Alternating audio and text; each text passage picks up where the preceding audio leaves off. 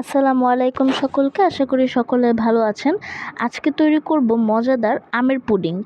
আমের পুডিং তৈরি করার জন্য এখানে আমি দুধ জাল করে নিয়েছি এবং ক্যারামেল যেই বাটিতে সেট করতে হবে সেখানে আমি দিয়ে দিয়েছি বাদাম কুচি এবং পরিমাণ মতো চিনি।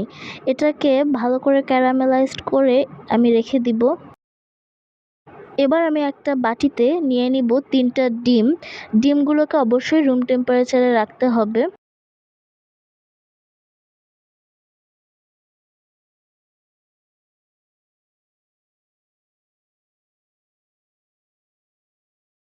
এবার একটা হ্যান্ড হুইস্কের সাহায্যে আমি ডিমগুলোকে ভালোভাবে ফেটিয়ে নিব।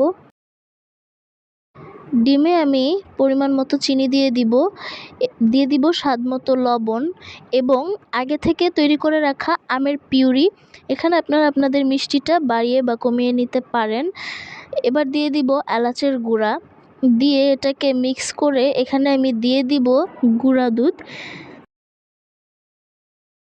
সব কিছুকে একত্রে ভালোভাবে মিক্স করা হয়ে গেলে আমি ক্যারামেল সেট করে রাখা বাটিতে দিয়ে দিব, তবে ছেঁকে দিতে হবে। ব্যাটারের ঢাকনাটাকে ঢেকে আমি আগে থেকে প্রিহিট করে রাখা কড়াইয়ে দিয়ে দিব। প্রিহিট করার জন্য আমি নিচে পানি দিয়ে দিয়েছি এবং স্ট্যান্ড বসিয়ে বাটিটাকে বসিয়ে দিব। দিয়ে ঢাকনা দিয়ে ঢেকে 30 থেকে 35 মিনিট অপেক্ষা করব। তো এই যে দেখেন জমে গিয়েছে পুডিংটা। তৈরি হয়ে গেল আমাদের মজাদার আমের পুডিং বা ম্যাঙ্গো পুডিং। আজকের ভিডিওটি যাদের ভালো লেগেছে অবশ্যই তারা লাইক, শেয়ার, কমেন্ট এবং সাবস্ক্রাইব করতে ভুলবেন না। আজ এই পর্যন্তই। আল্লাহ হাফেজ।